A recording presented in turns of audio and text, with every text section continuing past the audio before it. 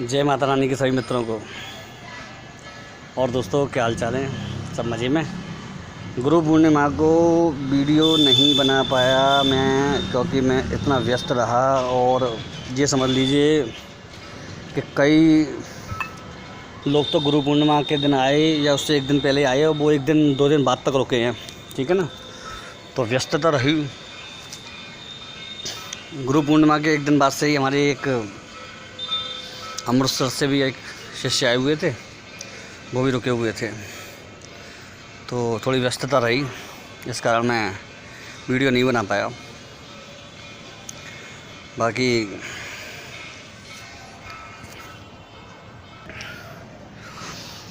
और दोस्तों, एक चीज़ और, गुरु पूर्णिमा के दिन भी मैं ज़्यादा लंबा चौड़ी में चीज़ें लोगों को नहीं बता पाया, क्योंकि कम ही लोग बुलाए थे लिमिटेशन में। और अचानक ही एक दिन पहले ही प्रोग्राम बना, ये नहीं कि लास्ट मतलब बहुत दिन से बन रहा हो, ऐसा नहीं था कुछ भी। बिल्कुल लास्ट टाइम तक कैंसिल था प्रोग्राम, क्योंकि परमिशन यहाँ पर ज़्यादातर देखा मैंने हो नहीं रही थी। तो बहुत कम आदमी थे, गिने चुने, और जिस को अंदर से मतलब आज्ञा सी आई एक तरह से, तो उसको मैंने मैसेज भेजा। और ये देखिए, जिनको मैसेज गया उनमें से जिनके भाग्य में था वही लोग आ पाए, बाकी कई लोग नहीं आ पाए। कई लोग बिल्कुल जो कि 3 साल से 4 साल से आना चाहते थे, वो भी नहीं आ पाए, क्योंकि एक तो अचानक का मामला, इसीलिए मैंने ज़्यादा लोगों को परेशान भी नहीं किया। और सबके लिए अपनी तरफ से खाने पीने की, प्रसाद की व्यवस्था थी। शुद्ध घी का प्रसाद बनवाया था सबके लिए, और ज़्यादा चीज़ें नहीं, थोड़ी सी चीज़ लिमिटेड। और मंदिर का मोहनथाल बनवाया था। और जब मेरे शिष्य मेरे पास आएंगे तो वो गर्मी में तो नहीं रहेंगे। उस दिन गर्मी बहुत तेज़ थी, उमस थी मथुरा में बहुत तेज़। तो उनके लिए एसी हॉल का भी, एसी वगैरह हॉल की व्यवस्था की थी मैंने, ताकि वो परेशान ना हो।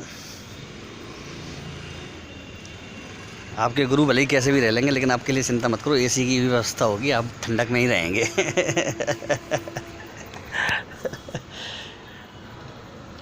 और अच्छा लगा काफ़ी।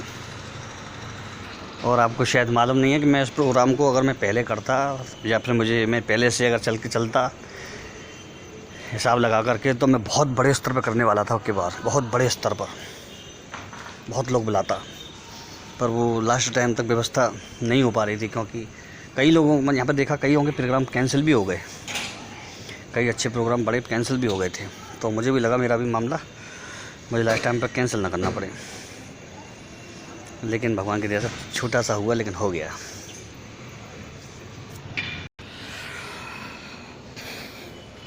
कई लोग कह रहे थे कि क्या गुरु दक्षिणा ले करके या फिर कोई मतलब अमाउंट रख करके बुलाते हैं आप लोगों को, तो हम अमाउंट पे कर दें। तो ऐसा नहीं है मित्रों, ये सब चीज़ें मेरी तरफ से होती है। गुरु पूर्णिमा के प्रोग्राम में भले ही आपके ऊपर, मेरे एक व्यक्ति के ऊपर भले ही मैं 2000 खर्चूँ, 1000 खर्चूँ, 500 खर्चूँ, 2000, भले ही कितने भी खर्चा हो, वो मैं आपसे नहीं लूँगा। आपकी श्रद्धा हो, मुझे कुछ भी दीजिए आप, 10 रुपये, 5 रुपये, 11 रुपये, 1000 रुपये, 10,000 रुपये, कोई टेंशन नहीं मुझे, लेकिन मैं आपसे इन प्रोग्राम के पैसे नहीं लूँगा। ये गुरु प्रसाद होता है और गुरु की तरफ से होता है, तो मैं इस चीज़ में विश्वास रखता हूँ कि मेरी तरफ से है तो वो मेरी तरफ से ही होगा। न तो मेरी तरफ ऐसा कुछ होता है कि आप आएंगे तो आपके खाने पीने का या आपके रहने का व्यवस्था का इतना पैसा लगे, ऐसा कुछ नहीं है मेरे पास, क्योंकि सब भगवान का दिया हुआ है। भगवान ही देता है और उसी के पास चला जाता है। ना तो मैं ये मानता हूँ कि आप मुझे देते हैं, मैं ये मानता हूँ कि मैं आपको देता हूँ कुछ या आपके लिए कुछ करता हूँ, ऐसा मैं नहीं मानता। इंसान की इतनी औकात नहीं है कि वो किसी के लिए कुछ कर पाए। केवल भगवान की इतनी हिम्मत और वो है, सृष्टि के रचयिता की, वो सब कुछ कर सकता है। सब कुछ उसी के हाथ में होता है। हम तो एक निमित्त मात्र होते हैं और वो हम कार्य करते हैं।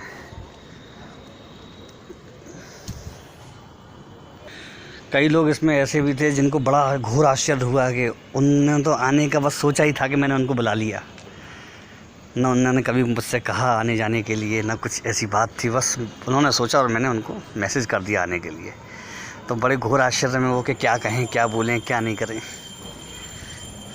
तो मैंने उनसे कहा भी कि आपको तो उम्मीद भी नहीं होगी कि आप आएंगे। बोले हाँ, पर मन में था मिलने का, लेकिन और कई बेचारे ऐसे भी लोग हैं जो अभी बहुत समय से इंतज़ार कर रहे हैं, नहीं मिल पाए। उनके लिए मैं दीपावली से पहले एक प्रोग्राम बड़ा कर रहा हूँ, जिसमें वो सब, अगर कोरोना वगैरह का कोई मामला वैसे तो रहेगा नहीं ज़्यादा अब, तो उसमें वो सब आमंत्रित होंगे और सब आएंगे। ठाकुर जी ने चाहिए तो दीपावली शिष्यों के संग ही मनेगी। तो ऐसा प्रोग्राम की तैयारी कर रहे हैं, ठीक है ना। तो देखो, आगे भविष्य के बारे में कुछ भी बोलना संभव नहीं है। जो हो तो वही राम रच राखा, जो राम जी ने रच दिया होगा वही होगा। हम तो खाली उसको एक फॉलो कर सकते हैं, उस पर चल सकते हैं स्टेप बाय स्टेप। कई लोग कहते हैं कि गुरु जी के तंत्र, क्या गुरु तंत्र में ही नहीं हो? कई लोगों का प्रश्न है ये, क्या गुरु केवल तंत्र में ही होते हैं, तंत्र वगैरह ज्ञान के क्षेत्र में होते हैं? नहीं, ऐसा कुछ नहीं है। हर क्षेत्र में गुरु होते हैं। यदि आपको कोई चीज़ सिखा रहा है तो वो गुरु है। यदि आपको कोई अच्छी जानकारी दे रहा है और वो उसका एक्सपर्ट है तो वो आपका गुरु है। यदि किसी ने आपको ये समझाया कि ये काम ऐसे नहीं, ऐसे होता है, और वो काम उसी तरह होता है, और उस चीज़ में आपको ज्ञान मिला है, तो वो आपका गुरु है, देने वाला। नियम ये कहता है कि जो आपको नॉलेज विशेष, मतलब एक्यूरेट नॉलेज दे, अचूक जानकारी दे, वो आपका गुरु है।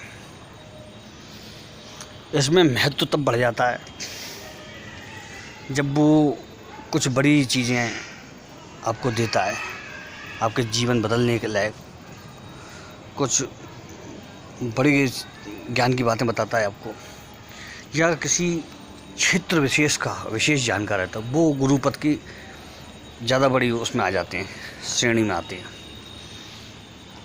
तो वो भी गुरु होते हैं। जीवन को रोशन करके और सही पद पर सही पथ पर लाने वाला वो गुरु होता है। जीवन के आपके कष्टों को, परेशानियों को देखते हुए आपको सही मार्ग दिखाने वाला गुरु होता है। कई बार ऐसा होता है कि शिष्य ये सोचते हैं कि गुरु जी हमारी मदद नहीं कर रहे।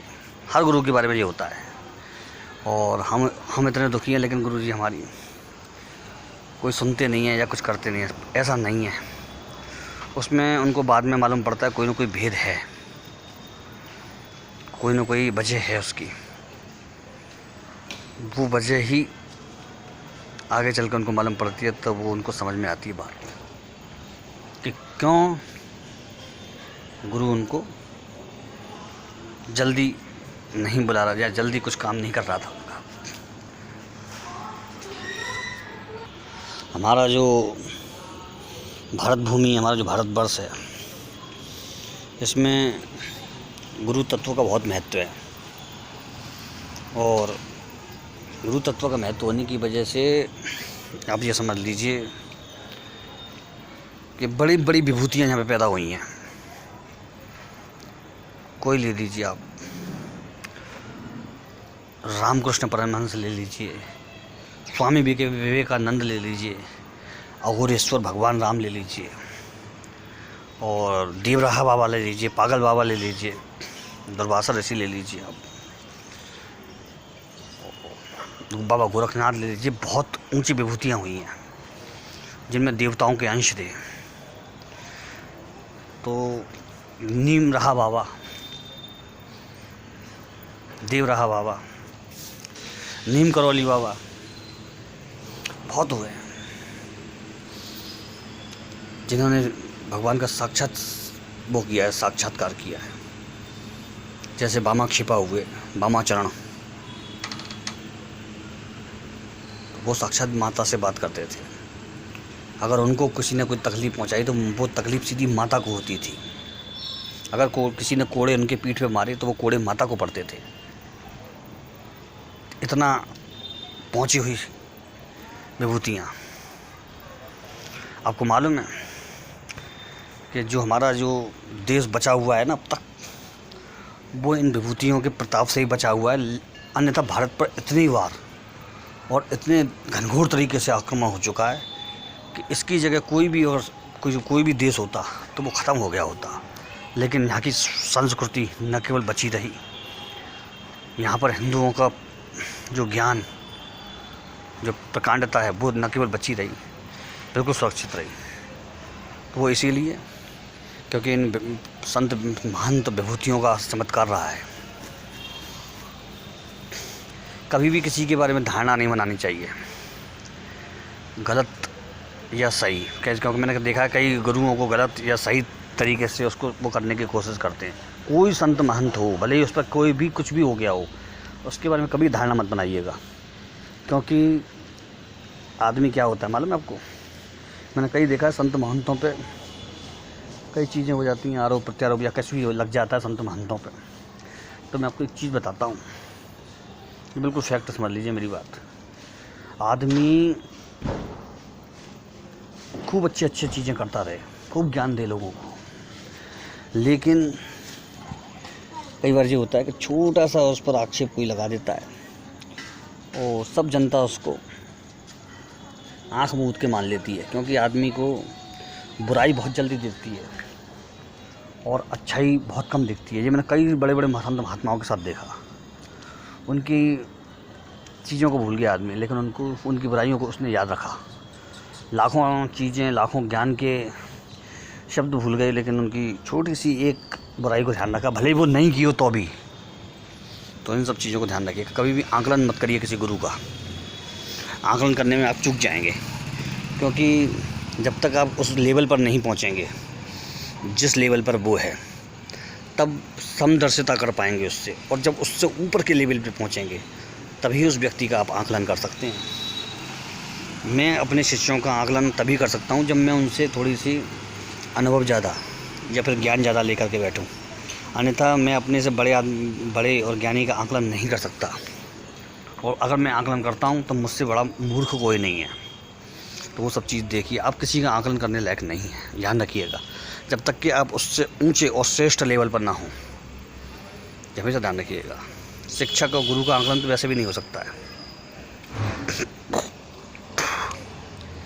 तो ये सब समझने की और ज्ञान की बातें होती हैं।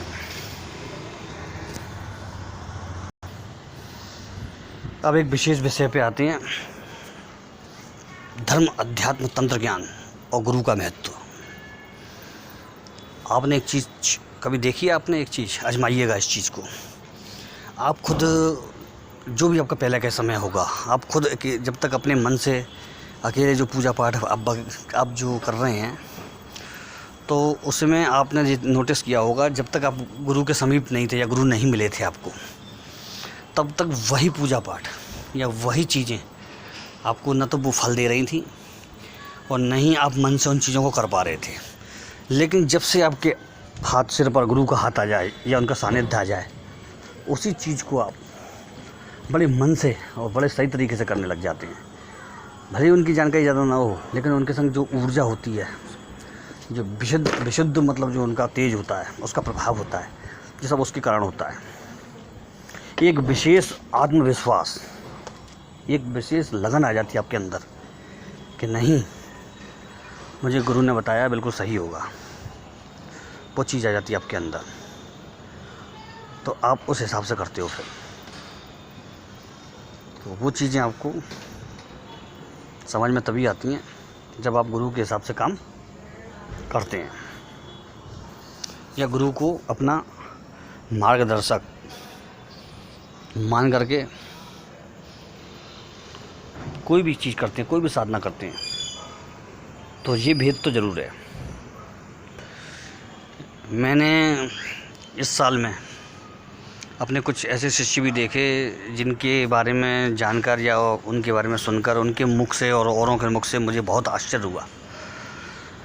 और आश्चर्य इसलिए हुआ कि न तो उन्होंने कोई विशेष साधना की, न उन्होंने कोई विशेष काम किया,